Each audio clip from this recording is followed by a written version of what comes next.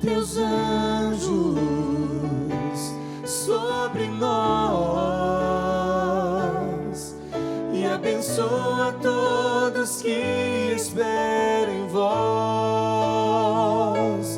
Manda teus anjos para nos ensinar a te louvar e glorificar.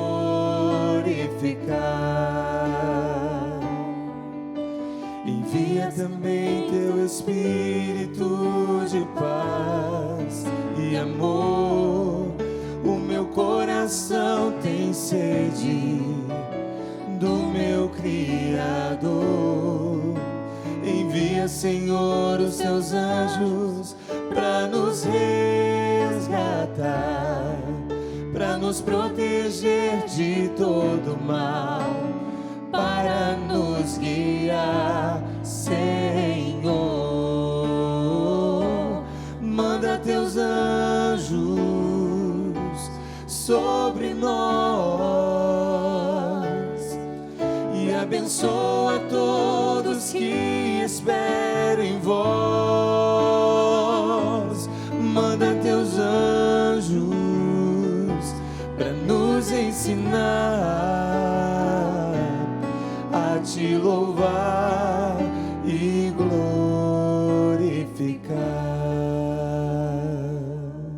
Olá, minha gente, que alegria! Estamos começando o programa Conhecendo a Palavra com Dom José Antônio Peruso. É o segundo programa desse ano de 2020. Estamos conhecendo o livro do Apocalipse. Quero acolher você em todo o Brasil, você que nos acompanha pelas parabólicas digitais, pelos canais abertos, pelo aplicativo da Obra Evangelizar, pelo nosso canal do YouTube. E quero convidar você agora a pegar caneta, caderno e, lógico, a Bíblia. Vamos juntos conhecer a palavra com Dom José Antônio Peruso. Olá, William, Vinícius, Joelma, Jean, já somos o quarteto, e agora o quarteto apocalíptico. 5 é o quinteto. 5 é mais do que 4, né? Então é quinteto. O quinteto apocalíptico. Mas não se assuste, meu irmão, minha irmã. Da outra vez, já foram explicadas apresentadas algumas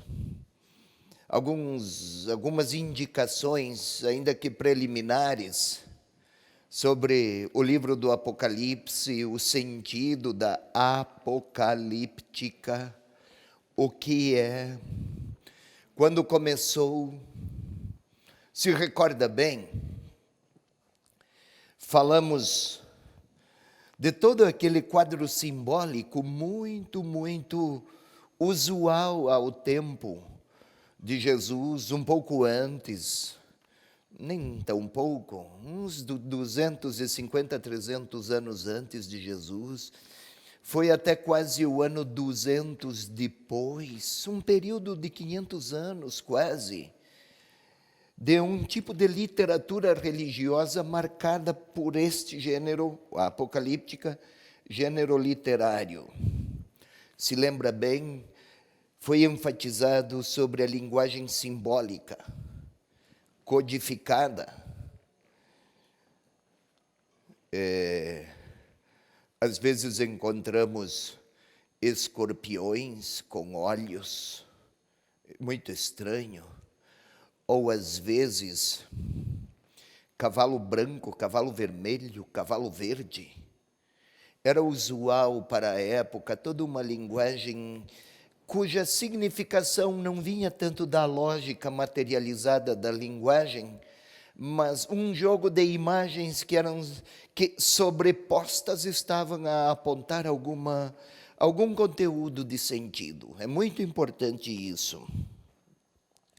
Se recorda bem também, vimos que a comunidade cristã da Ásia Menor atravessava dias muito difíceis de perseguição, especialmente na Ásia Menor. Houve tentativas e projetos do Império Romano de impor o culto imperial. O império é uma divindade, digamos assim, uma realidade sobrenatural, e o imperador é uma divindade. Assim se chegou a pensar, e os cristãos não se curvavam diante do culto imperial e das pretensões do imperador. Tudo isso você recorda, mas estou retomando para que possamos compreender este livro do Apocalipse. Foi dito, não é um livro aterrorizante. Claro, aquelas imagens põem medo, sim, se não forem compreendidas segundo a simbologia conferida pelo autor. As estrelas que caem, o sol que escurece, os astros celestiais que se chocam, os terremotos que destroem tudo, as pestilências, as desgraças naturais. Caramba, claro que aquilo põe medo. Mas o evangelista, o autor, não pretende que o seu leitor se desespere. É uma linguagem que ele adota, que era usual à época. Também as comunidades tendiam ao afrouxamento na fé, alguns casos até de heresias que toleravam e que minavam a consistência da fé professada e das relações entre os membros das comunidades. E volto a lembrar, Apocalipse, revelar, desvelar, como se estivéssemos aos poucos querer mostrar o que há aqui atrás destas telas. Vai-se tirando o véu aos poucos até mostrar tudo o que estava aqui atrás. Um copo de água. O que há de sentido numa história tão marcada por sofrimentos, e por que tanto sofrimento? E o autor do Apocalipse então tende a responder buscando imagens, símbolos, esquemas literários, empregando uma teologia muito singular. Qual? Querido leitor, seguidor de Jesus Cristo, subjacente ou atrás de todos estes acontecimentos há um desígnio de Deus, que aos poucos vai aparecer, será colocado para fora, será revelado, e então vai se entender qual será o final da história humana. Será um final feliz, vencerá, Deus será o vencedor, e fará vir para a terra a Jerusalém celeste. Para o leitor do Apocalipse, o céu não é que nós vamos daqui para lá, é o céu que vem de lá até aqui. O destino último da humanidade é a vitória de Deus. Sei que perdi um pouco de tempo. Hoje vamos começar a ler o Apocalipse, mas estou aqui a recordar. Não estamos diante de um livro tão comum. É este o que mais suscita temores, inclusive, nos estudos bíblicos, por parte das pessoas que não conhecem o sentido da apocalíptica. Atemorizam-se, apavoram-se, claro, porque parece que será destruído o mundo. É o fim do mundo. Não é isso que o autor quer falar. Ele quer falar da conclusão feliz da história. Não é o fim como um término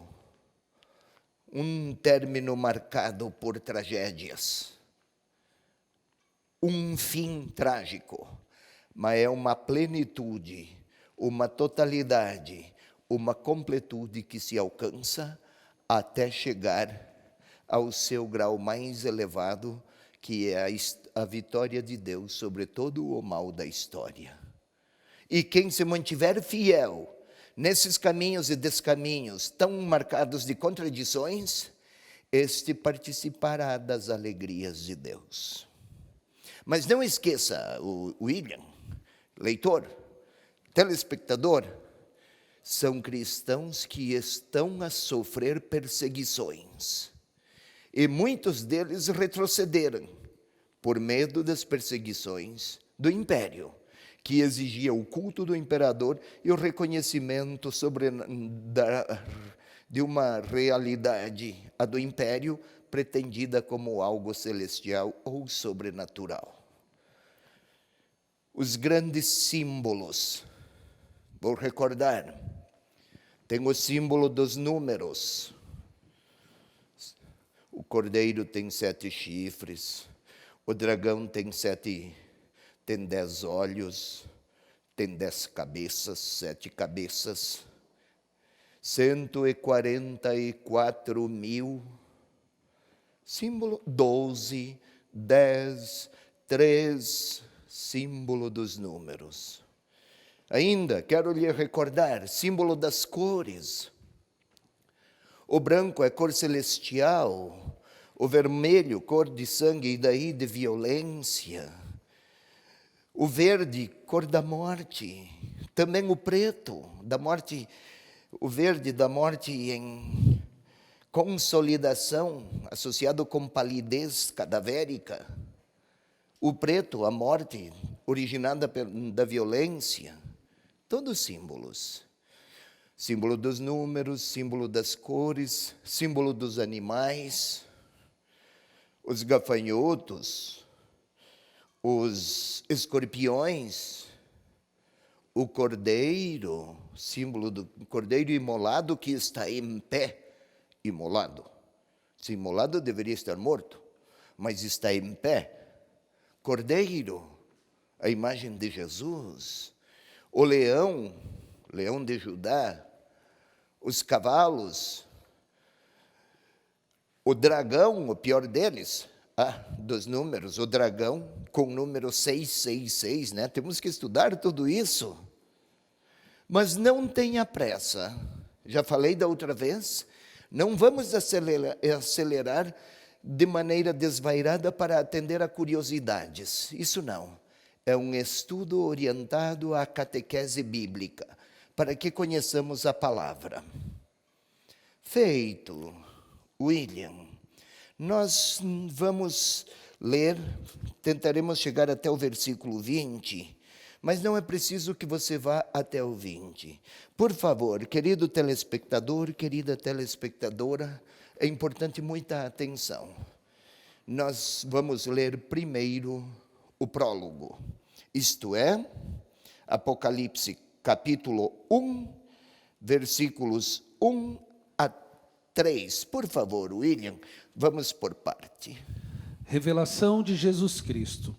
Deus a concedeu para que mostrasse aos seus servos as coisas que devem acontecer muito em breve. Ele a manifestou com sinais por meio de seu anjo, enviado ao seu servo João, o qual atestou tudo quanto viu como sendo palavra de Deus e o testemunho de Jesus Cristo. Feliz o leitor e os ouvintes das palavras desta profecia, se observarem o que nela está escrito, pois o tempo está próximo. Então, pois o tempo está próximo. Vamos por partes. Leia o versículo 1 novamente, William. Revelação de Jesus Cristo. Isto. Vamos ficar aí.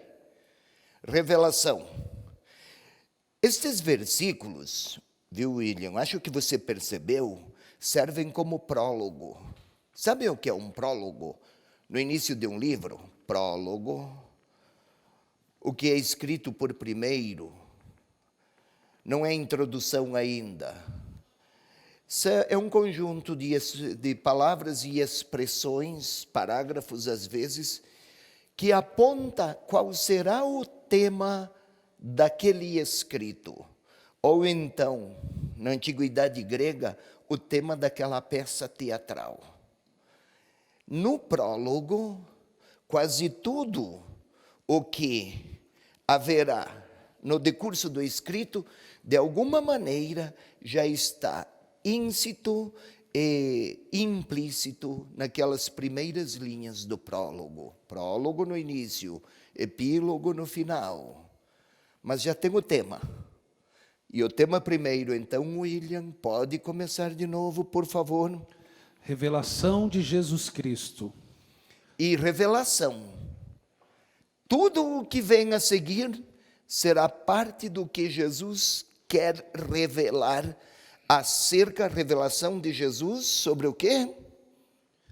Deus lhe concedeu para que mostrasse aos seus servos as coisas que devem acontecer. Opa, o que deve estar, o que deve acontecer e para qual será o rumo de todas aquelas perseguições que eles cristãos estão sofrendo. Leiam, cristãos que são perseguidos, não desanimem, nem fracassem, nem abandonem a fé, porque eu tive esta revelação. Aqueles cristãos estão atemorizados e angustiados. Revelação, desvelar, desmascarar, tirar tudo o que há de oculto sobre o futuro, para que aqueles cristãos compreendam, ainda que haja perseguições, contrastes, dramas e sofrimento, exclusões, tudo isso é importante que aflore, que venha para fora, para que seja vencido, superado, de maneira que a terra seja o lugar dos cristãos salvos, não o lugar dos que tiranizam o mundo. São palavras de esperança. Não esqueça, é um livro escrito para que os cristãos não percam a esperança. É revelação do que quer Deus fazer da história humana, servindo-se de Jesus Cristo. Aí as coisas que devem acontecer. Vez por outra, está a falar das coisas que devem acontecer. Você leu aí, no versículo o quê? 3? 1, 2? 2. Vai para o que deve acontecer. Veja no versículo 19. 1:19. 1:19. Escreve, pois, o que viste, tanto as coisas presentes como as que deverão acontecer depois O que devem destas. acontecer. Por favor, 4:1, observe lá, William. Depois disso, tive uma visão.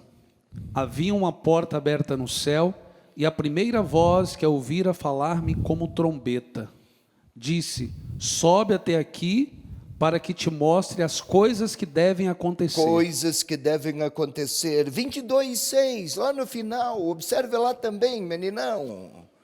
Vai lá, força, rápido, rápido. 22:6. Oh, já chegou. Disse-me então: estas palavras são fiéis e verdadeiras, pois o Senhor Deus, que inspira os profetas, enviou seu anjo para mostrar aos seus servos o que deve acontecer. Novamente, esse deve acontecer não é o tempo cronológico, chegou agora, está na iminência de acontecer o fim do mundo. Não, não.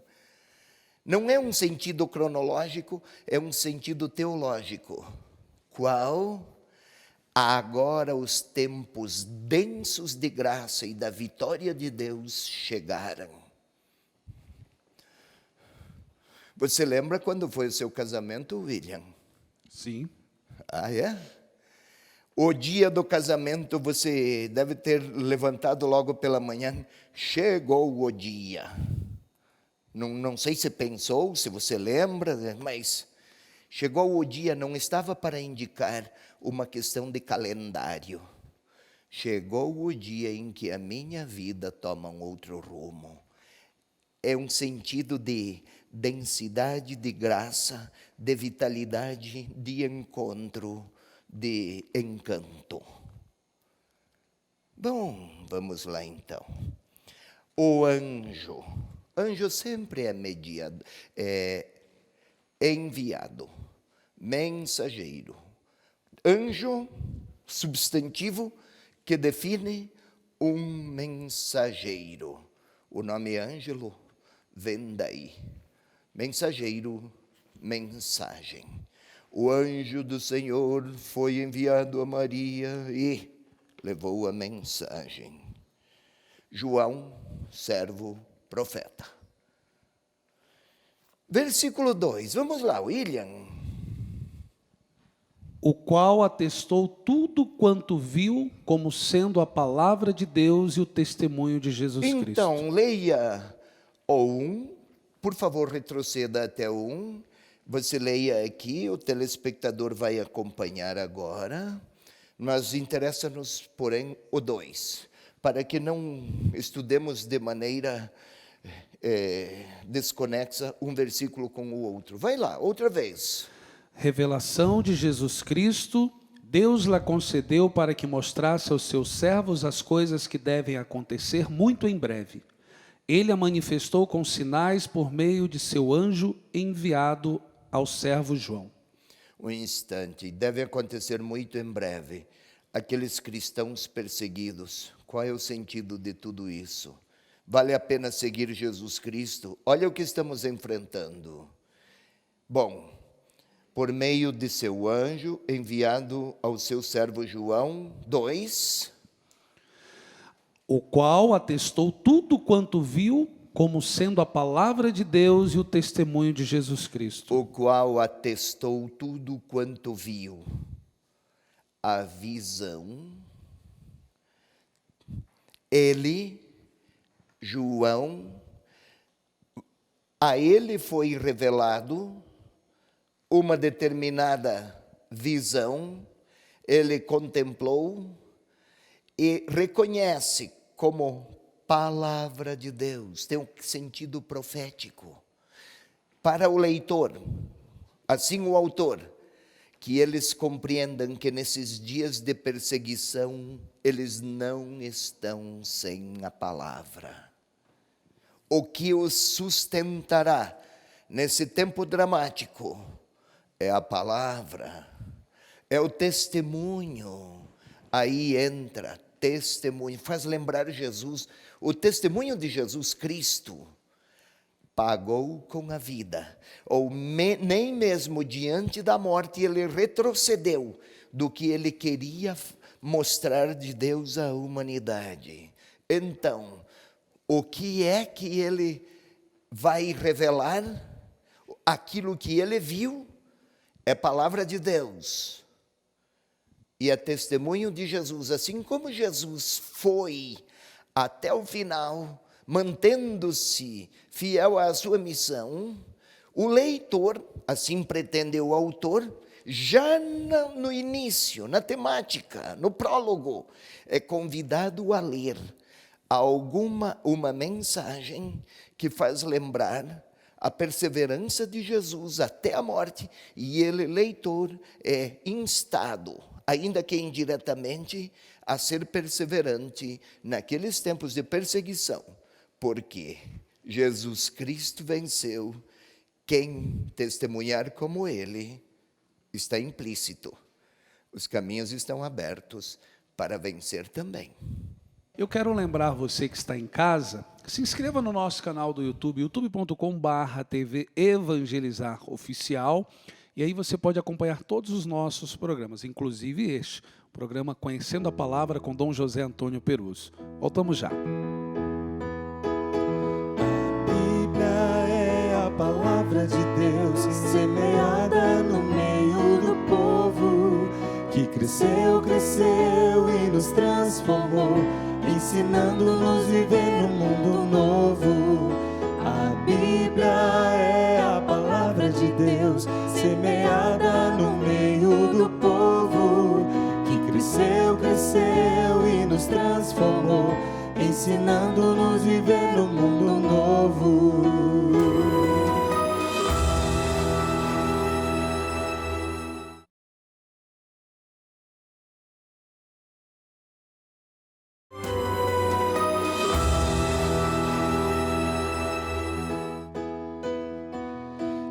Deus é bom, nos ensina a viver, nos revela o caminho a seguir. Só no amor, partilhando seus dons, sua presença iremos sentir. A Bíblia é a palavra de Deus, semeada no meio do povo, que cresceu, cresceu e nos transformou, ensinando-nos viver um mundo novo. Estamos de volta com o programa Conhecendo a Palavra com Dom José Antônio Peruso. Vamos aqui para as mensagens que nos chegam pelas redes sociais. Maria Socorro, boa noite, Dom José Antônio Peruso. Sou da cidade de São José do Bonfim, Paraíba. Estou amando o programa. A Josiane está nos acompanhando, dizendo aqui que programa abençoado, mora aqui em Curitiba. A Arlinda dos Santos nos acompanhando de Centenário do Sul, estado do Paraná. Raquel e o Augusto nos acompanhando direto de Mafra, em Portugal. A Viviane Naí, boa noite, estou assistindo essa reflexão da Palavra de Deus, que bênção. Sou de Santa Luzia, Minas Gerais. Temos aqui também, olá, boa noite, estou assistindo junto com a minha esposa Gardenha. Meu nome é Ivanilson Cordeiro, estamos acompanhando de Lagoa do Serrote, estado do Ceará. E várias outras pessoas nos acompanhando, Dom Peruso. Ótimo, muito obrigado pelo interesse. Não é no programa, no Dom Peruso, no charme do William ou na simpatia dos outros. É que querem conhecer a palavra e Apocalipse. Vão perceber o quanto é fascinante este livro. Não é preciso se amedrontar e também não se encher de curiosidades, porque empobrece a compreensão. E o evangelista, o autor, desculpe, não pretendia, ele, autor, dar espetáculos religiosos. Ele queria ajudar os cristãos perseguidos a serem perseverantes, suscitar neles a esperança, porque a vitória de Deus já estava assegurada.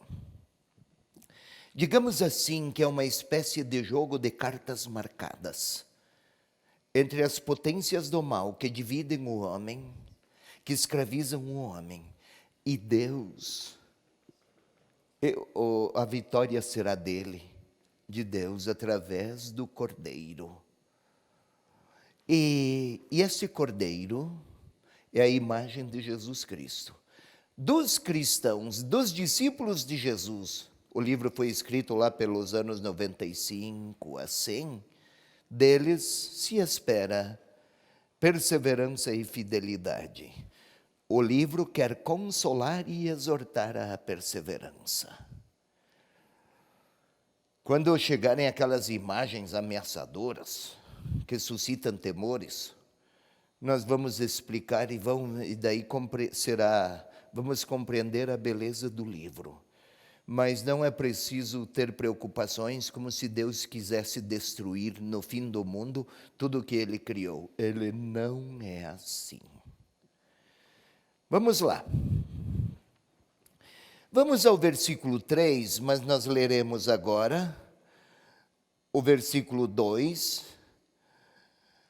E depois, em seguida, o 3. Interessa-nos, porém, o 3. Segue, William, retome 2.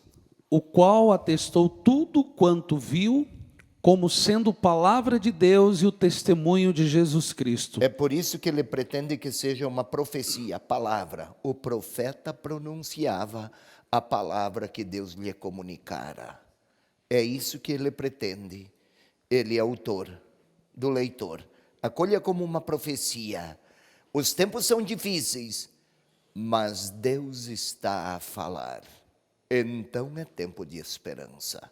Versículo 4, então segue. 3.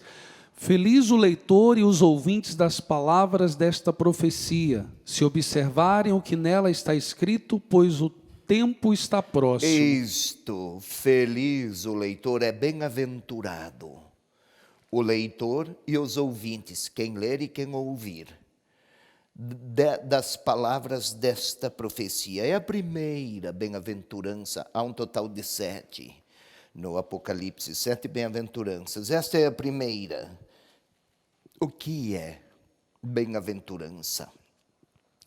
A bem-aventurança aqui no Apocalipse, gurizão, significa a vida com Deus. Está com Deus.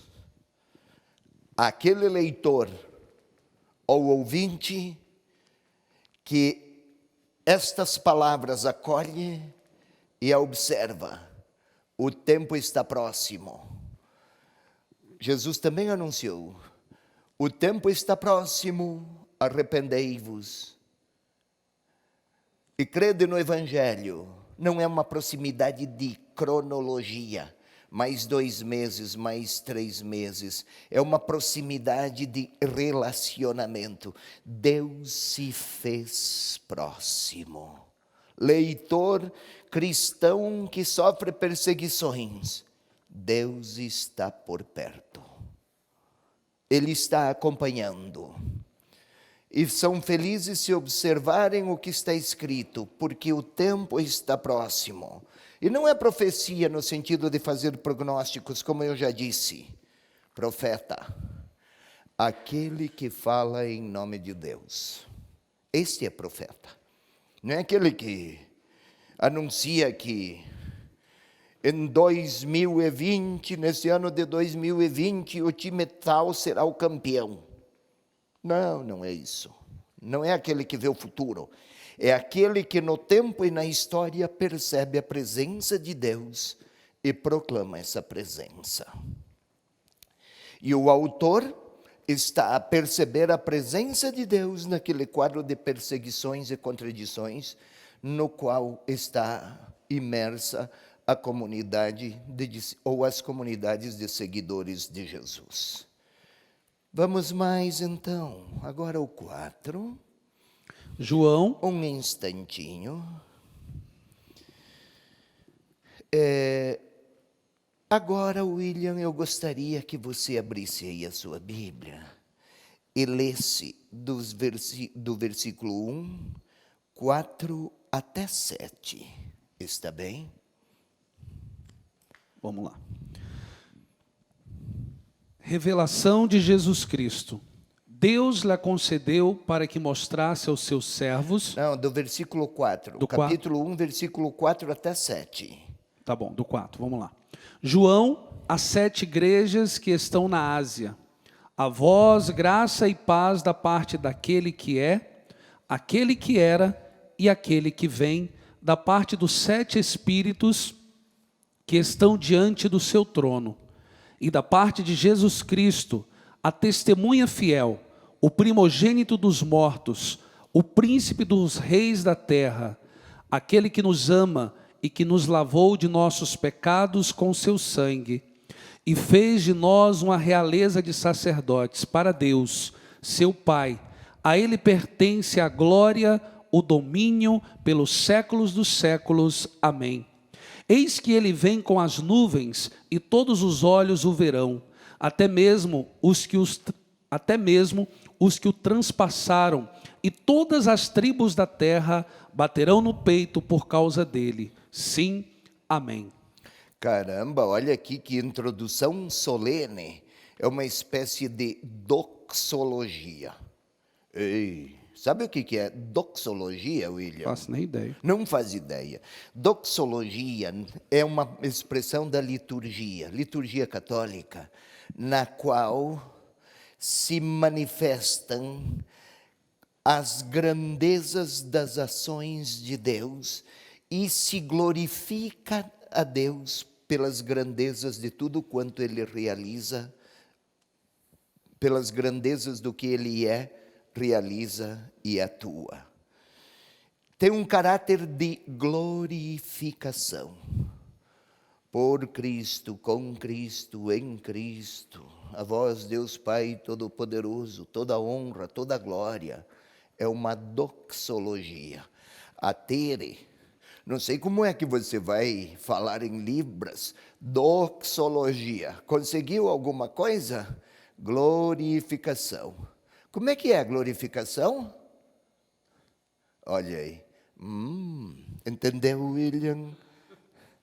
Pois bem, esses versículos têm um caráter doxológico. Leia novamente só esse início do versículo 4, William. João, as 7 igrejas que estão na Ásia. 7 igrejas. Tem um mapa aí, das 7 igrejas, o mapa do Apocalipse. Está aqui. Vamos lá. João, as 7 igrejas. Ele, João, o vidente, o autor, não é o João evangelista, aquele filho de, nem o evangelista que escreveu o 4º evangelho, ou então aquele outro, João, pescador, irmão de Tiago, que fora chamado por Jesus ao seguimento. Estamos no ano 95 a 100. João já não estaria mais vivo, os apóstolos todos já não viviam mais, são os cristãos da 3ª geração que foram ler. Mas as 7 igrejas, Éfeso, pode acompanhar aqui, leitor, telespectador, Éfeso, Esmirna, escreveram Esmira, mas foi um erro, um engano, Pérgamo, Tiatira, olha aqui, Sardes, telespectador, venha comigo, Filadélfia, Laodiceia. Ótimo, telespectador, foi para estas igrejas? Sim, há uma leitura imediata e primeira. Mas não esqueça, eu falei de símbolo dos números. 7, na numerologia do judaísmo, naquela época, 7 significa totalidade. Significa plenitude. Em alguns casos significa perfeição. Então João escreveu, por favor, se aumentarem o mapa, eu gostaria, novamente eu agradeceria. João, olha aqui, não escreveu apenas e tão somente para estas aqui. 7 tem um sentido de totalidade, então João, o autor, escreve a todas as igrejas, aquelas que atravessam tempos difíceis, em qualquer época e lugar. Esta região aqui da Ásia Menor, hoje é a Turquia. Aqui é o território da Grécia, mais abaixo tem a ilha de Creta. Podem diminuir agora o mapa. Olha aqui a África, o Egito. Olha aqui a Itália. Hoje é território da Turquia. Isso podemos voltar ao texto, mas não esqueça, telespectador, podemos retornar ao versículo 4, 7, totalidade. Não é apenas um sentido aritmético, 5, 6, 7. É totalidade. Pois bem, João, as 7 igrejas que estão na Ásia, a vós graça. Nossa, João era um dos nomes mais usuais daquele tempo. Mas nós não sabemos que João que é. Quem é este sujeito? Os destinatários sabiam. Ele dedicou-se, esse o autor, especialmente a mostrar o que está na origem da história. Vamos lá. João, às 7 igrejas que estão na Ásia, a vós graça e paz da parte daquele que é, daquele que era. Isto faz lembrar aquelas Êxodo 3,14, Quando Deus se revelou a Moisés, eu sou aquele que sou. Moisés, você vai descobrir na medida em que me conhecer e que os acontecimentos se desdobrarem. Vai ver daí quem eu sou. O leitor é convidado a ter presença que aquele que é, isto é, que vai se revelar, ele assegura graça e paz. Ele é. No passado ele foi soberano. E aquele que vem, não diz aquele que virá ou aquele que será. Está a dizer aquele que vem, é no presente, que está prestes a acontecer, a realizar-se, a tomar desdobramentos, tudo o que ele quer revelar de sua força libertadora. Graça e paz da parte dos 7 Espíritos. Estes 7 Espíritos, de quem ele quer falar? Vai a 3:1, William. Telespectador, fique atento. Vamos logo aí entender 7 Espíritos. Outra vez o número 7. As 7 igrejas. A primeira vez, 7 Espíritos. E em 3:1, o que tem? Ao anjo da igreja em Sardes, escreve, assim diz aquele que tem os 7 Espíritos de Deus. Opa, 7 Espíritos de Deus. 4:5, William, vai mais um pouco, versículo 4, capítulo 4, versículo 5. Do trono saíam relâmpagos, vozes e trovões, e diante do trono adiante 7 lâmpadas de fogo. São 7 Espíritos de Deus. Outra vez os 7 Espíritos. Agora 5:6, Piazão, meninão, Piazão, ei, você até que ele vai lá, 5:6. Piazão, aqui no sul do Brasil, nós chamamos garotão, moleque, ou molecão. Vai lá, 5:6. Com efeito, entre o trono, com os 4 viventes e os anciãos, vi um cordeiro de pé, como que imolado. E o que mais? Tinha 7 chifres, 7 olhos, que são 7 Espíritos de Deus. Quando chegarmos, o chifre é símbolo de força. Pois bem, 7 Espíritos não é um Espírito mais um, até chegarmos a 7. Falei há pouco, totalidade. Tem Espírito, força, vitalidade. Então, graça e paz daquele que tem a totalidade da força, a totalidade da vida, aquele que tem a totalidade do que Deus quer mostrar e revelar. Então, não são 7 sujeitinhos espíritos, como somos nós aqui, 5 apresentadores. Aqui é 5, é aritmético. 5 pessoas. Lá, 7 Espíritos é uma forma simbólica para falar da totalidade da força de Deus. Entendeu, meninão? Por isso, se eu disser a você que você tem 7 cérebros, não é que você tem 7 cérebros, mas é que tem a totalidade da inteligência. Esse aqui poderia ter os 7 charmes, a totalidade dos charmes que se podem pensar. E assim vai. Aqui são 7 Espíritos. 7, totalidade, plenitude, perfeição. Vamos mais um pouco. E da parte de Jesus Cristo, a testemunha fiel.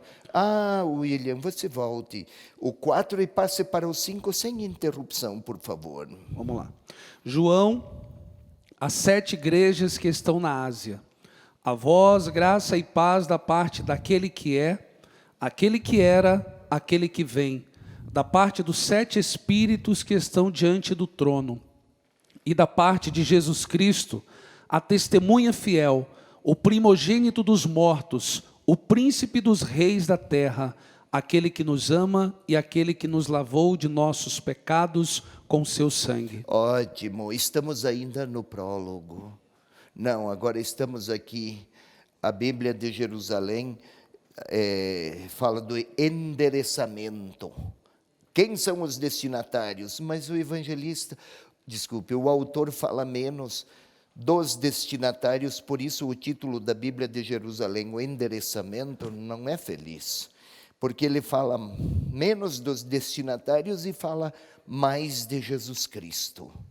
Falei de doxologia, glorificação. Então voltemos aqui. Graça e paz da parte de Deus e dos 7 Espíritos e da parte de Jesus Cristo. Agora ele se detém a explicitar mais Jesus Cristo. Telespectador, não esqueça, os leitores atravessam dias desafiadores e exigentes. Eles estão atemorizados, eles estão inquietos. Como hoje há muitos cristãos perseguidos em alguns países da África e da Ásia, com medo. Sim. Pois bem, também eles. Graça e paz da parte de Jesus Cristo, a testemunha fiel. É uma referência àquele que mesmo diante da morte confirmou sua obediência a Deus. Lembram que ele, diante da morte, não retrocedeu e venceu a morte. Falar de testemunha fiel é mencionar a paixão, morte e ressurreição, a vitória de Jesus Cristo, para leitores amedrontados. Graça e paz da parte de Jesus Cristo, o primogênito dos mortos. Aqui não está a falar de uma primogenitura de quem morreu e ficou lá no túmulo, vencido pela morte. O primogênito a sair da morte e a vencê-la. Se há primogênitos, há outros que podem seguir o primogênito. O leitor é convidado a entender que o autor aqui quer apontar. Vivem dias difíceis, crises, temores, incertezas. Vai uma saudação do príncipe dos reis da terra. Opa! O Império Romano e o imperador apresentam-se com prerrogativas divinas. Estão a exigir que também os cristãos o reconheçam como Deus. E eles, não, os cristãos, Deus é Deus Pai revelado por Jesus Cristo, que é o nosso Salvador. Não nos curvaremos, a não ser diante dele, príncipe dos reis da terra. É até uma provocação aqui. O império pretende totalidade e pretende superioridade, e ele está a escrever: o príncipe dos reis da terra é este aqui, inclusive César. Mas um pouco mais, graça e paz da parte do príncipe dos reis da terra, aquele que nos ama. Está no presente. O leitor,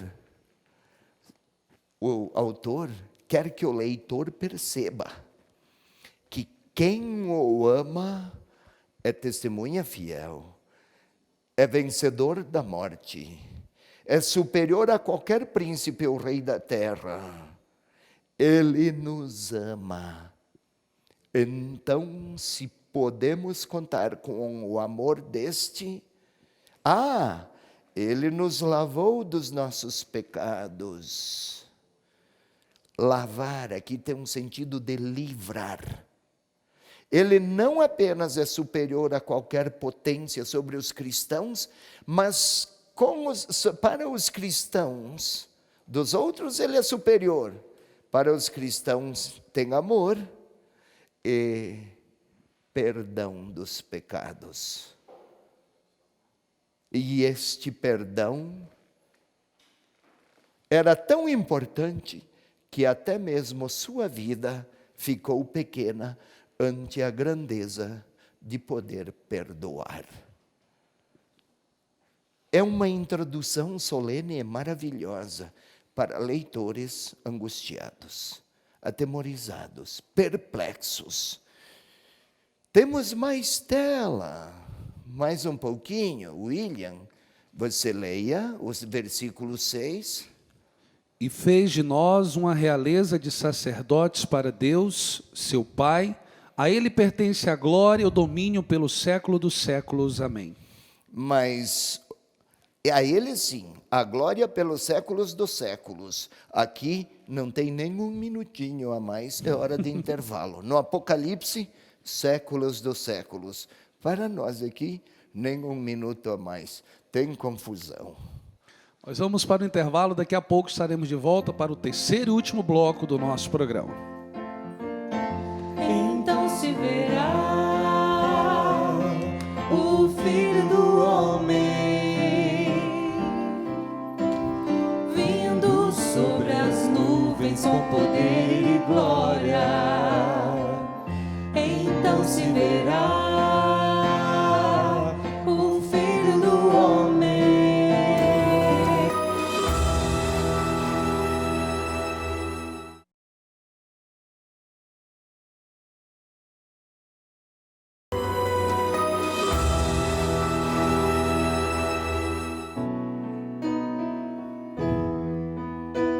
Envia a tua palavra, palavra de salvação, que vem trazer esperança aos pobres, libertação.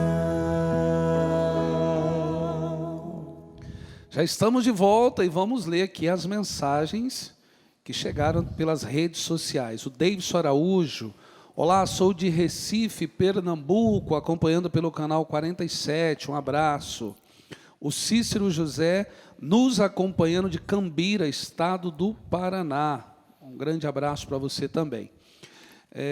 Deixa eu ver aqui, a Neuza Rodrigues, nos acompanhando de Floraí, estado do Paraná. Ela diz assim: sua bênção, Dom Peruso, vocês são uma bênção na minha casa. A Joselma: boa noite, falo da cidade Flecheiras, Alagoas, acompanho pela TV Evangelizar. Ana Moreira: boa noite, Dom Peruso, acompanhando de Rio das Ostras, Rio de Janeiro. A Maria de Jesus: boa noite, Dom Peruso, sou da cidade de Curitiba, paz e bem. E eu também sou de Curitiba e muita paz e bem. Há muitos franciscanos aqui em Curitiba. Vez por outra, chega-me a gentileza nesses termos: paz e bem, Dom Peruso. E eu também. Paz e bem para você, caríssimo meninão. Sabe, William, eu estava aqui a pensar com meus botões que o livro do Apocalipse, 22 capítulos, nos evangelhos a gente sempre saltava um pouco, uma parte e outra, porque senão nos alongaríamos demais. Mas o Apocalipse não dá, quase tudo é novidade. Vamos ter uns 2 anos de Apocalipse. E não vai chegar o fim antes disso, fique tranquilo. Mas você vai ter que ler páginas dramáticas aqui, hein? E o dragão com número 666 pode lhe alcançar se você não... Já fiquei receoso, 2 anos de Apocalipse. Mas não se preocupe, telespectador, isso é só com ele. Nós todos pretendemos ser alcançados pelas bênçãos daquele que é, que era e que vem. Ele está entre nós. Não esqueça aquela imagem usada há pouco. O Apocalipse é um jogo de cartas marcadas. Todo o mal do mundo vai aflorar, e da história, mas vai emergir, será revelado e também será vencido, para que a terra se torne o lugar de onde virá os céus, o lugar para onde virão os céus, e talvez, em vez de nós irmos para lá, na imagem do Apocalipse, no final, é a Jerusalém celeste que vem até aqui. Nós estávamos aqui com o versículo 6. Ainda estamos naquela saudação primeira. Vamos ao versículo 6, nós só o tínhamos lido. Meninão, força! E fez de nós uma realeza de sacerdotes para Deus, seu Pai. A Ele pertence a glória e o domínio pelos séculos dos séculos. Amém. A imagem de um reino, realeza de sacerdotes, ela fora usada lá no livro do Êxodo, também na Epístola de Pedro, a primeira, também aqui. Não é aquela realeza de sacerdotes, e sacerdotes num sentido ocúltico, de viverem só no templo, como se Deus se saciasse de sacrifícios e ritos. Sacerdote, uma realeza, é uma contestação à realeza do império. Todos são sacerdotes, na perspectiva de Deus. É Pai, não é apenas um soberano onipotente. E a Ele, cristãos que são perseguidos, pertence a glória, o domínio pelos séculos dos séculos. O Império Romano e o imperador vai desaparecer um dia, estamos naquele tempo. E os imperadores morriam. Depois vinham sangrentas guerras de disputa pelo trono imperial. E são assim os reinos humanos. Agora, a realeza de Deus, Ele dispõe de toda a glória e todo o poder, mas é Pai. E isso por todos os séculos, por todos os dias da história. Amém. Você sabe, William, o que significa amém? Amém? Como se estivesse dizendo sim. Mas use esse microfone. Como se estivesse dizendo sim. Tem o vazio. Assim seja. Assim seja. Vou lhe explicar. Vamos lá. Sim, é assim seja. Mas olhe, meninão, a palavra amém vem do verbo hebraico aman, que quer dizer eu confio, eu concordo, eu ofereço a minha adesão. Um pouco mais, eu empenho a minha liberdade em favor do que foi dito. Agora vamos lá. Ele fez de nós uma realeza de sacerdotes para Deus, seu Pai. E a Ele pertence a glória, o domínio, pelos séculos dos séculos. E eu empenho a minha liberdade, eu ofereço a minha adesão a esta palavra que fora dita. Amém não é assim seja e pronto. E nós temos que dizer amém só para aquilo que tem uma grandeza única e total e absoluta. As outras verdades a gente não diz amém. A gente as compreende no seu limite e na sua funcionalidade. Mas este aqui não. É realeza, a glória de Deus pelos séculos dos séculos. E eu ofereço a minha liberdade em favor do que foi dito. Não esqueça, querido telespectador, telespectadora, o amém das nossas orações, mas livrai-nos do mal. Amém. Eu empenho a minha liberdade em favor de tudo isso que no Pai Nosso eu acabei de dizer. Também aqui. Telespectador vivendo e aprendendo, né? Tem mais versículos, 7. Vamos lá. Eis que ele vem com as nuvens e todos os olhos o verão, até mesmo os que transpassaram, e todas as tribos da terra baterão no peito por causa dele. Sim, amém. Outra vez, amém. Voltemos um pouco para o versículo anterior. Por favor, ei, vocês lá atrás. lá do serviço de retaguarda. Isso, vamos ao 6 novamente, e daí, William, do 6 para o 7, sem interrupção. E fez de nós uma realeza de sacerdotes para Deus, seu Pai. A ele pertence a glória e o domínio pelo século dos séculos. Amém. Eis que ele vem com as nuvens e todos os olhos o verão, até mesmo os que o transpassaram, e todas as tribos da terra baterão no peito por causa dele. Sim, amém. Então, telespectador, venha comigo, vamos lá. Eis que ele vem com as nuvens. É uma frase tomada do livro de Daniel no Antigo Testamento. Imaginava-se que o Salvador viria pelas nuvens, desceria do céu, como se o céu se aproximasse da terra. E o autor tomou aqui as tradições do livro de Daniel. E que todos os olhos verão a salvação e o Salvador chegado. Agora é o livro de Zacarias, outro profeta. Profetas tardios, tanto Daniel quanto Zacarias. Aqui, e até mesmo verão, até mesmo os que o transpassaram o verão. Aqui temos o Salmo 71 presente. O autor do Apocalipse conjugou diferentes textos referentes ao Messias que eles esperavam, e está aqui a interpretar o Antigo Testamento à luz de Jesus Cristo.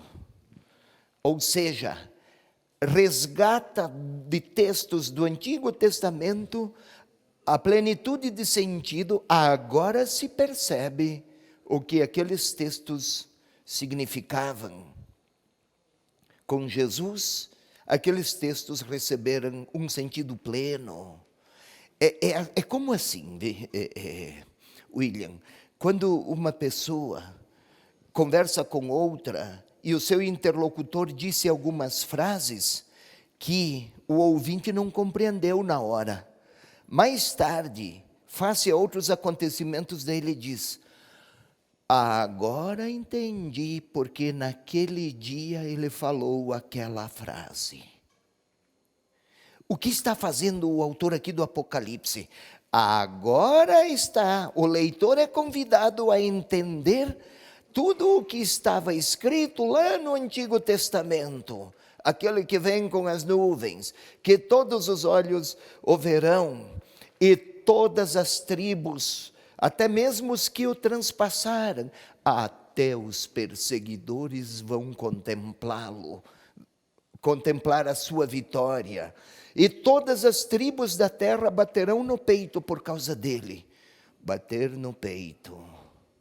Naquele tempo estava a dizer: eu me curvo, eu acolho, eu me convenço. Agora ele é o soberano. E aqui o povo diz, como se fosse numa liturgia: amém. A universalidade da salvação está aqui implícita. Vamos mais, William. Você queira ler agora o 8. Eu sou o Alfa e o Ômega, diz o Senhor Deus, aquele que é, aquele que era e aquele que vem, o Todo-Poderoso. Novamente, só agora é Deus que fala.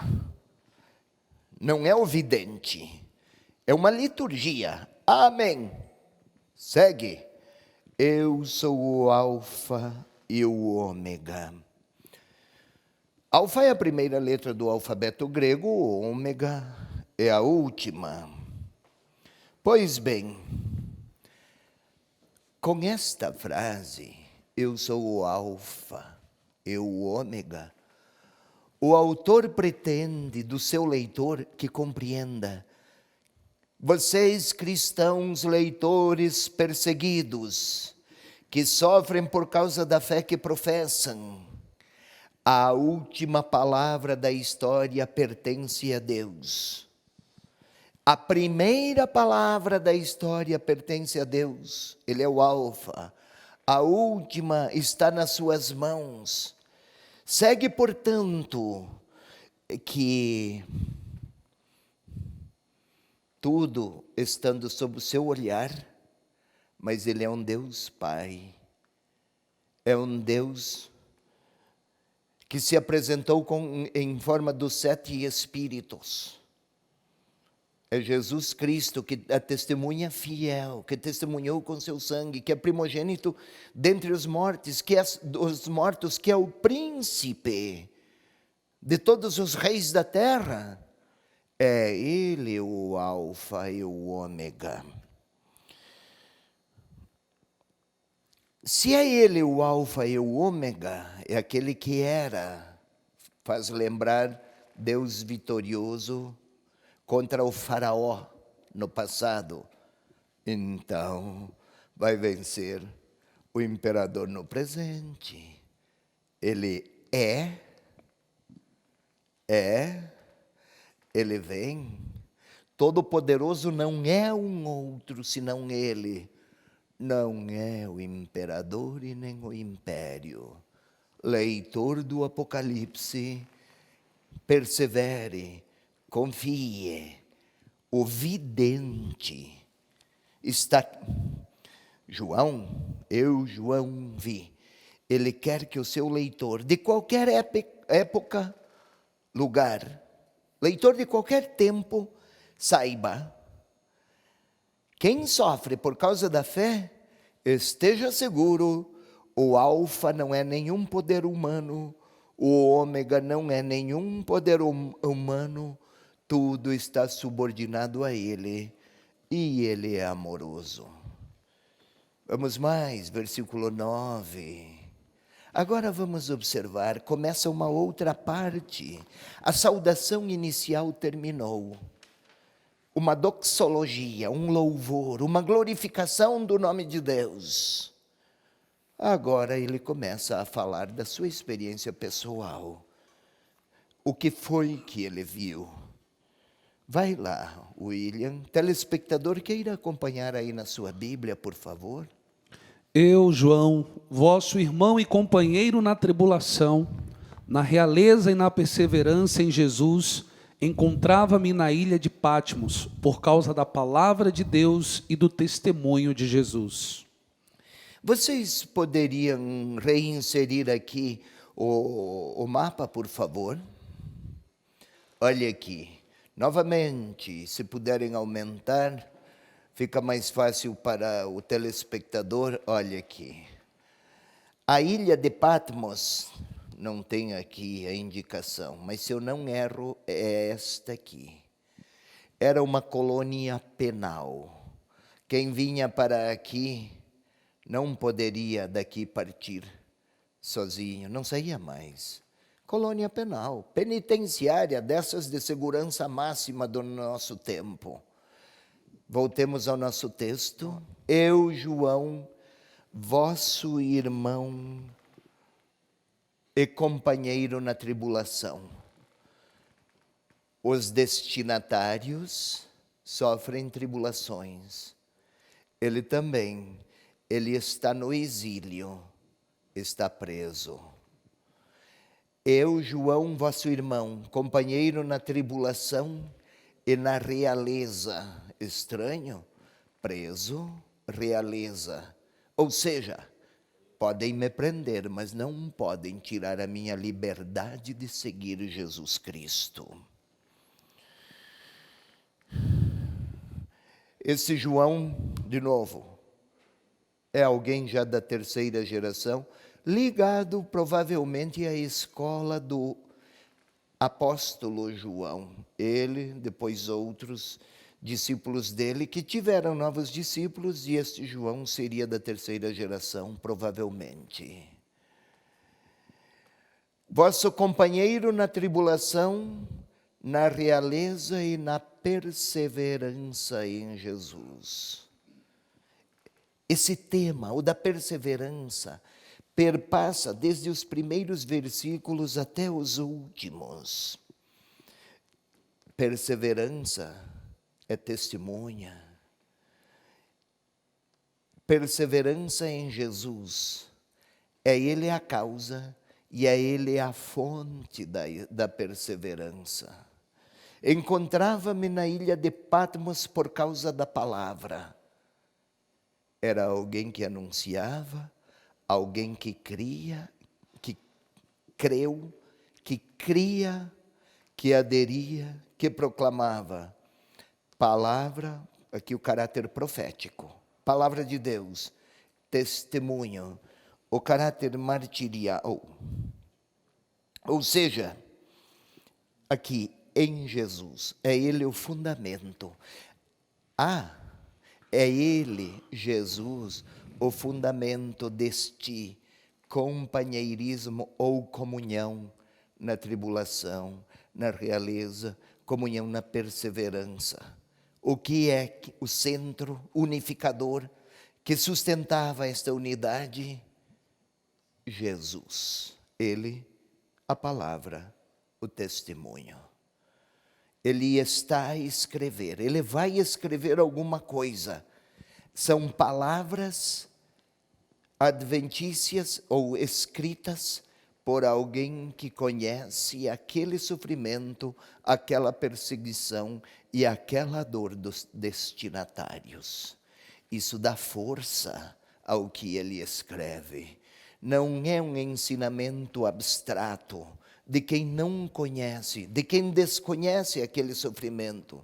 Também ele está imerso naquele contexto perseguidor.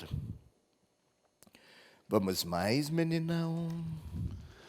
No dia do Senhor fui movido pelo Espírito e ouvi atrás de mim uma voz forte, como de trombeta, ordenando.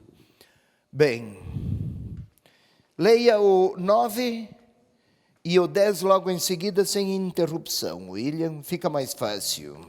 Eu, João, vosso irmão e companheiro na tribulação, na realeza e na perseverança em Jesus, encontrava-me na ilha de Patmos por causa da palavra de Deus e do testemunho de Jesus. No dia do Senhor fui movido pelo Espírito e ouvi atrás de mim uma voz forte como de trombeta ordenando. No dia do Senhor. O dia do Senhor, que dia? É um domingo. Os cristãos das primeiras décadas chamavam o dia do Senhor. Depois recebeu o nome domingo. Mas o dia do Senhor não é apenas uma indicação cronológica, uma data. O dia do Senhor é o dia em que o Senhor ressuscitou. Então, com a ressurreição de Jesus, é como se uma nova humanidade estivesse a começar. Lembra que Jesus apareceu ressuscitado a Maria Madalena num jardim? Faz lembrar o jardim do Éden, o primeiro jardim. Com a ressurreição, ou com o dia do Senhor, uma nova humanidade começou.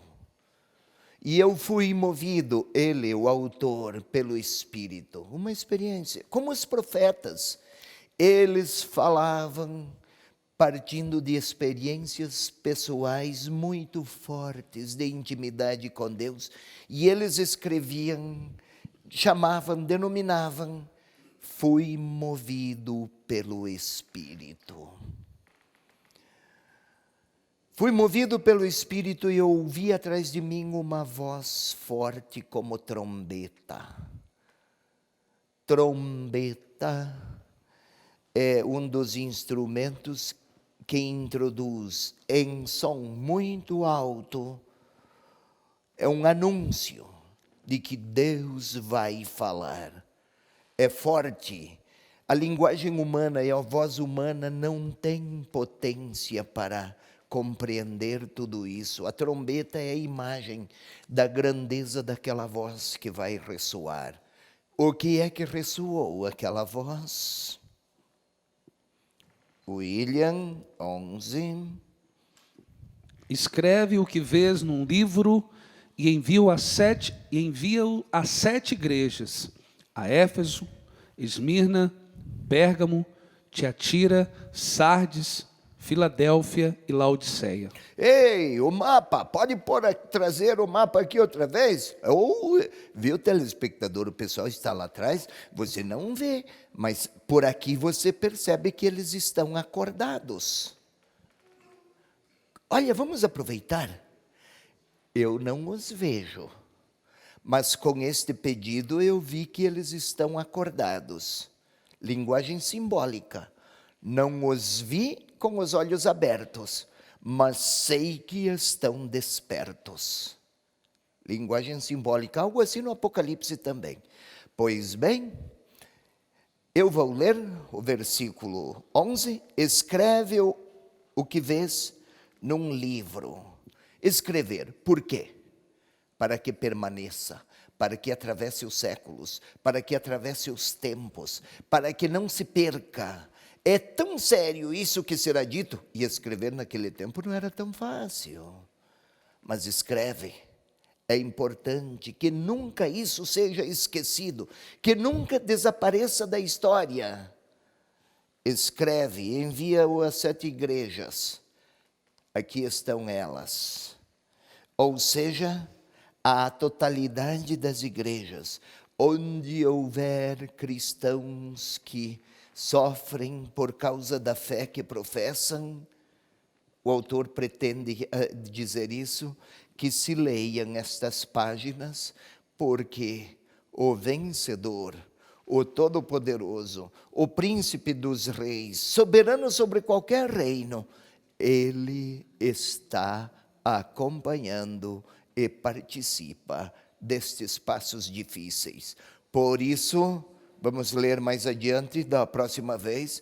Sejam perseverantes, porque neste embate Deus já venceu, e os cristãos que seguirem Jesus também, na hora de testemunhar, saibam, a ressurreição está assegurada. Telespectador, o tempo passou. É rápido quando começamos a estudar o Apocalipse, mas temos bastante tempo, um passo depois do outro, e vamos nos maravilhar com a belíssima mensagem do Apocalipse. Vamos ficando por aqui, obrigado pela sua companhia, juntos evangelizamos mais. Fique com Deus. Como é bom poder estar em tua presença, em meio a nós vens habitar, queremos te adorar. Nova terra, novo céu, tu vens trazer a nós.